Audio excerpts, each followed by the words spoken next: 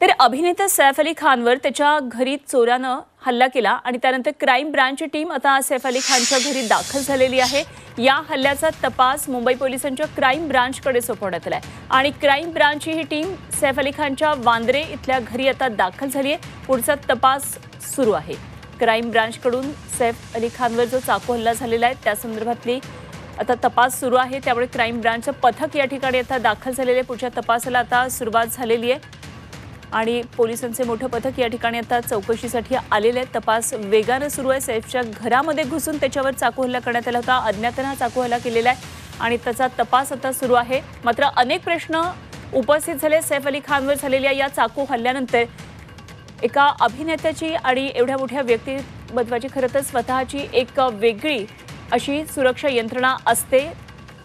मात्र हे सुरक्षा रक्षक अशा वेळी कुठे होते असा प्रश्न निर्माण झालेला आहे। त्याचबरोबर 12व्या मजल्यावर घर असताना हा अज्ञात व्यक्ती तिथून बाहेर कसा आला, कसा पळून गेला, तो कसा हाती लागला नाही असे अनेक प्रश्न उपस्थित होत आहेत।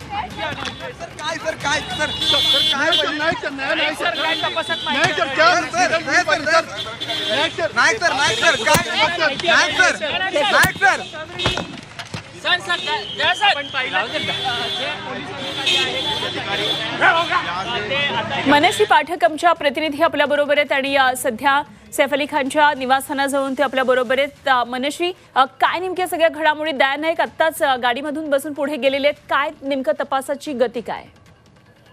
एक मोठी हालचाल आपल्याला काही वेळापूर्वी बघायला मिळाली। सैफ अली खान यांच्या घराच्या बाहेर सध्या सुद्धा आपण बघतोय की मुंबई गुन्हे शाखेचं पथक हे सैफ अली खान यांच्या घराच्या बाहेर अजूनही तैनात आहे। साध्या वेशातले हे अर्थातच पोलीस आहेत आणि त्याच्यामुळे त्यांच्याकडे कोट तपासणी केली जाते, कसून चौकशी केली जाते। दया नाईक काही वेळापूर्वीच या ठिकाणाहून बाहेर पडले। माध्यमांनी त्यांच्याशी बोलण्याचा संवाद सुद्धा केलेला होता, प्रयत्न सुद्धा केलेला होता। मात्र त्यानंतर सुद्धा दया नाईक यांनी कोणतीही प्रतिक्रिया दिलेली नाहीये। त्यामुळे एकंदरीतच अजूनही तपास पूर्ण होणं हे बाकी आहे। सध्या आपण जी दृश्य बघतोय त्यानुसार मुंबई गुन्हे शाखेची टीम ही अजूनही तपास करते आहे। सगळ्यात महत्त्वाचं की जी कर्मचारी जेव्हा हल्ला झाला तेव्हा सैफ अली खान यांच्या सोबत त्याच घरामध्ये उपस्थित होती, ती सुद्धा थोडीफार जखमी झालेली आहे। तिच्यावर सुद्धा उपचार सुरू आहेत, तिची देखील चौकशी केली जाते। सोबतच सैफ अली खान यांच्या कुटुंबियांपैकी त्यावेळी कोणी उपस्थित होतं का याची सुद्धा चौकशी केली जाते। या कुटुंबियांची सुद्धा चौकशी होणार आहे।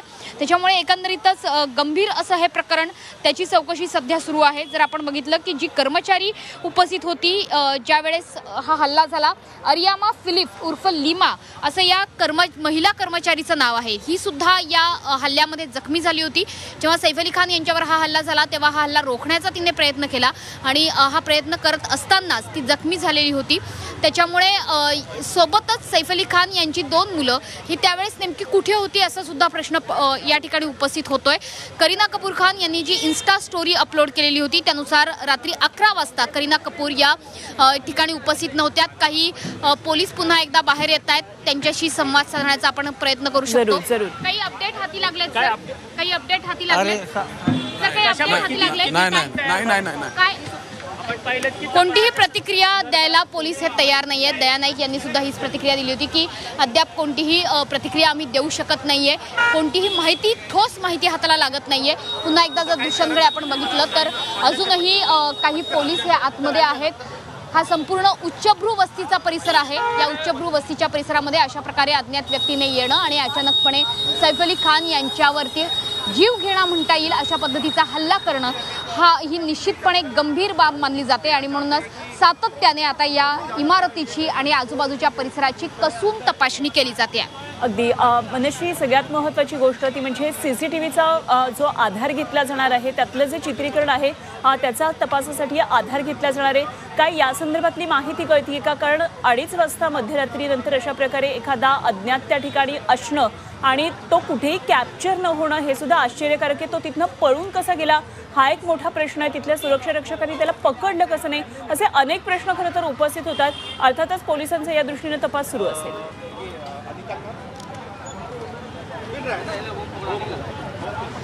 जो प्रश्न तुम्ही उपस्थित केलाय त्याच दृष्टीने आता पोलिसांचा तपास सुरू आहे। सगळ्यात महत्त्वाचं की जो अज्ञात हल्लेखोर घरामध्ये शिरला होता, जर तो अज्ञात असेल तर तो नेमका शिरलाच कसा, आणि जर तो अज्ञात नसेल तर अर्थातच या इमारतीच्या आजूबाजूला काम करणाऱ्यांपैकी किंवा परिचितांपैकीच तो कोणीतरी असला पाहिजे, या निष्कर्षापर्यंत आता पोलीस आलेले आहेत। त्याच्यामुळे जसं मी मगाशी माहिती दिली की सैफ अली खान यांच्या इमारतीकडे जर नजर आपण टाकली तर इथे पॉलिशिंगचं काम सुरू होतं, साफसफाईचं बाह्य साफसफाईचं काम सुरू होतं अशा पद्धतीची माहिती मिळते। त्याच्यामुळे ही साफसफाई करणाऱ्यांपैकी कुणी या ठिकाणी होतं का, त्यांनी हा हल्ला केला का, अशा पद्धतीची सुद्धा तपासणी आता होते। काही डॉक्टर्स सुद्धा या ठिकाणी आपल्याला आलेले बघायला मिळत आहेत। सध्या आपण प्रयत्न करतोय दृश्यांमधनं दाखवण्याचा। मी कॅमेरामॅनना विनंती करेल की डॉक्टरांचं जे पथक या इमारतीमध्ये उपस्थित झालंय त्यांना आपण दृश्यांमधनं दाखवण्याचा प्रयत्न करूयात की डॉक्टरांचं एक पथक या ठिकाणी आलेलं आहे की जी जखमी महिला आहे, जखमी महिला कर्मचारी आहे, लिमा असं तिचं नाव होतं, त्या लिमावरती उपचार करण्यासाठी आता डॉक्टरांचं हे पथक या ठिकाणी दाखल झालेलं आहे। सोबतच काही फॉरेन्सिकची टीम सुद्धा कदाचित या ठिकाणी येण्याची शक्यता आहे। सगळ्यात महत्त्वाचं की ज्यावेळी हा हल्ला झाला त्यावेळेस सैफ अली खान यांचे कुटुंबीय कुठे होते याबाबत मात्र कोणतीही ठोस माहिती किंवा अधिकृत माहिती सांगितली जात नाहीये। जर घरामध्ये कोणतेच कुटुंबीय उपस्थित नव्हते तर ते नेमके होते कुठे असा सुद्धा सवाल आता उपस्थित केला जातोय। जर अज्ञातांपैकी म्हणजे हा हल्लेखोर असेल तर तो सोसायटीमध्ये किंवा या आवारामध्ये शिरला कसा, आणि जर परिचितांपैकी असेल तर हल्ला करण्यामागचा उद्देश नेमका काय होता, या उद्देशाची तपासणी होणं, त्याची चौकशी होणं हे सुद्धा गरजेची आहे। कारण चोरीच्या उद्देशाने जर हा हल्ला झाला असेल तर निश्चितपणे सुरक्षा व्यवस्थेवर प्रश्नचिन्ह उपस्थित होतंय, आणि जर चोरीचा उद्देश नव्हता तर नेमका कोणत्या उद्देशाने हा हल्ला झाला, परिचितांपैकी किंवा ओळख असणाऱ्यांपैकी जर हा हल्लेखोर असेल तर नेमक्या कोणत्या उद्देशाने हा हल्ला झाला असा प्रश्न आता उपस्थित होतो। त्यामुळे इतक्या उच्चभ्रू परिसरामध्ये एका बड्या अभिनेत्याच्या घरी, बॉलिवूड अभिनेत्याच्या घरी अशा प्रकारे त्याच्यावरच अशा प्रकारचा जीवघेणा हल्ला होत असेल तर ती निश्चितच चिंताजनक बाब मानली जाते।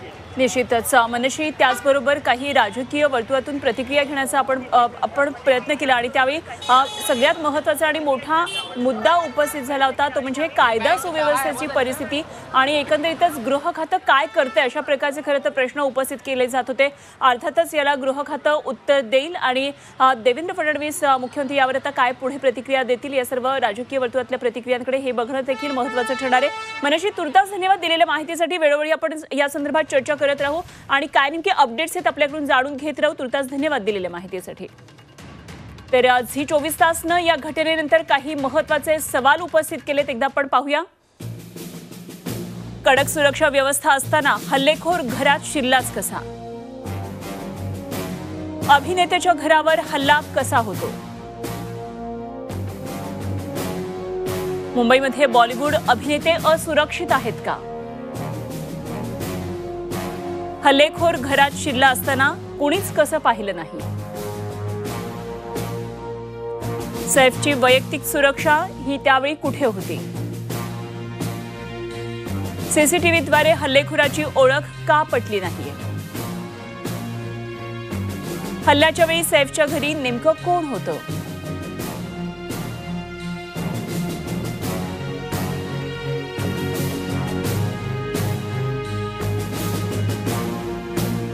तर सैफ अली खानवर चाकूनं हा हल्ला करण्यात आला आणि त्यानंतर आता अनेक प्रश्न त्यामुळे उपस्थित होतात। मात्र काही महत्त्वाचे प्रश्न झी 24 तासनं अधोरेखित केलेले आहेत। एवढा मोठा बॉलिवूडमधला अभिनेता आणि खरं तर हे संपूर्ण घराण्यामध्येच कलाकारांची एवढी मोठी यादी असताना, त्यांची स्वतःची खाजगी सुरक्षा व्यवस्था असताना सुद्धा चाकू हल्ला होणं सैफ अली खानवर हे निश्चितच एक वेगळी घटना आहे।